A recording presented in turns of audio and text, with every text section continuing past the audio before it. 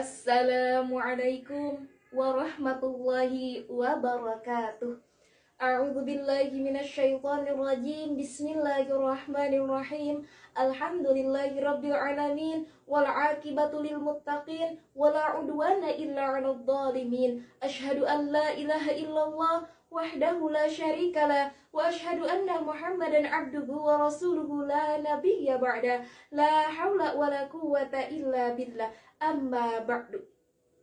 Puji dan syukur marilah kita panjatkan kehadirat Allah yang Maha Ghafur, yang telah memberikan kenikmatan kepada kita semua sehingga kita bisa melaksanakan ibadah puasa dalam keadaan sehat walafiat. Salawat dan salamnya semoga tercurah limpahkan kepada baginda Nabi Muhammad SAW, tak lupa kepada keluarganya, para sahabatnya, para tabi'in tabi'atnya. Semoga kita semua diakui sebagai umatnya. Amin ya Allah ya Rabbal Alamin. Hadirin kaum muslimin wal muslimat, di dalam kalender bulan Hijriah terdapat 12 bulan, yang mana bulan Ramadan merupakan bulan ke-10, yang di dalamnya terdapat keistimewaan yang tidak dijumpai di bulan-bulan lain. Bahkan saking mulianya bulan Ramadan, bulan tersebut dijuluki sebagai Sayyidus Suhur, yang artinya raja atau pemimpin di bulan-bulan yang lain. Atas julukan tersebut, ada beberapa keistimewaan yang ada di bulan Ramadan yang tidak ada di bulan lain. Yang pertama, bulan Ramadan merupakan bulan pertama kali diturunkannya Al-Quran. Maka dari itu dianjurkan di bulan Ramadan memperbanyak membaca Al-Quran. Yang kedua, di bulan Ramadan terdapat malam, yang malam itu lebih baik daripada 1000 bulan, yang mana malam itu disebut malam Lailatul Qadar. Apabila kita melaksanakan ibadah pada malam itu, maka nilai ibadahnya lebih baik daripada melaksanakan ibadah 1000 bulan. Yang ketiga, bulan Ramadan disebut bulan yang sangat istimewa karena kita melakukan kebaikan di bulan Ramadan, pahalanya akan dilipat gandakan. Maka dari itu hadirin kaum muslimin wal muslimat, sangat penting bagi kita untuk mengingat peristiwa yang sangat bersejarah bagi umat Islam, yaitu malam pertama kali diturunkannya Al-Quran oleh Allah Subhanahu wa Ta'ala kepada Nabi Muhammad SAW melalui perantara malaikat Jibril, yang mana pada saat itu bertepatan dengan malam Jumat dan hari ke-17 di bulan Ramadan, yang bertempat di Gua Hiro, dan akhirnya malam itu dikenal dengan malam Nuzulul Quran.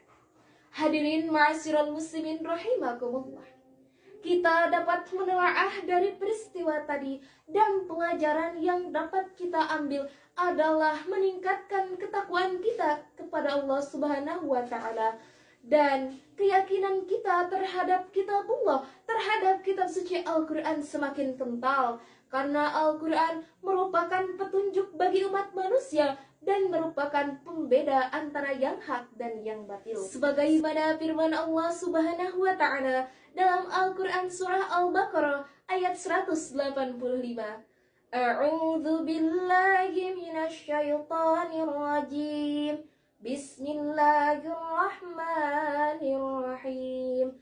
Syahrul Ramadan alladzi unzila fihil Qur'an. Fihil Qur'an hudan linnasi wa bayyinatin minal huda wal furqan. Shadaqallahul adzim. Artinya, bulan Ramadan adalah bulan yang di dalamnya diturunkan Al-Quran sebagai petunjuk bagi manusia dan penjelasan mengenai petunjuk itu, dan merupakan pembeda antara yang hak dan yang batil. Quran surah Al-Baqarah ayat 180. Hadirin kaum muslimin rahimakumullah, adapun ayat yang pertama kali diturunkan oleh Allah Subhanahu wa Ta'ala kepada Nabi Muhammad SAW adalah Al-Quran surah Al-Alaq ayat 1-5 yang berbunyi, A'udzu billahi minasyaitonir rajim. Bismillahirrahmanirrahim. Iqra bismi rabbikal ladzi khalaq. Khalaqal insana min 'alaq. Iqra wa rabbukal akramul ladzi 'allama bil qalam. 'allamal insana ma lam ya'lam. Shadaqallahul adzim.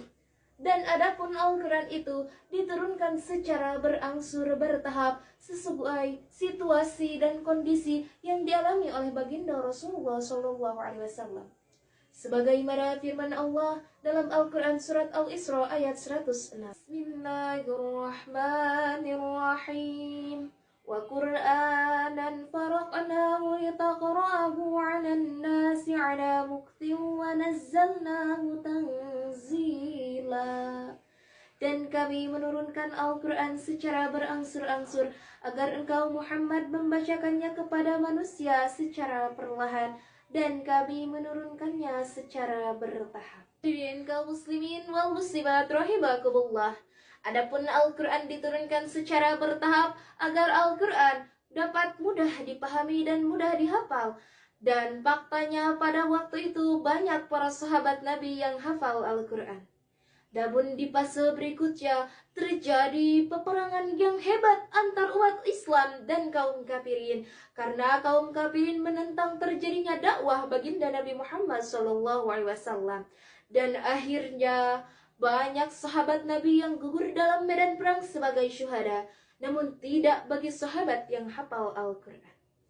Maka dari itu timbullah gagasan untuk membukukan Al-Quran sebagai suatu kitab. Dan alhamdulillah sampai sekarang ini kita dapat merasakan keberkahan dari Al-Quran ketika kita mengamalkannya dan membacanya secara konsisten. Ma'asyiral muslimin rahimakumullah, wujud rasa syukur kita atas diturunkannya Al-Quran yaitu dengan merealisasikannya dengan perlakuan yang baik dalam kehidupan sehari-hari. Bersungguh-sungguh dalam membaca, memahami, mengamalkan isi kandungan Al-Quran, mengajarkan dan mendakwahkan isi kandungan Al-Quran dengan harapan mendapatkan syafaat di hari kiamat nanti. Mungkin hanya sekian uraian yang dapat saya sampaikan. Mohon maaf bila ada kata-kata yang kurang berkenan di dalam hati, dan semoga ada manfaatnya bagi kita semua. Wabillahi taufiq wal hidayah. Wassalamualaikum warahmatullahi wabarakatuh.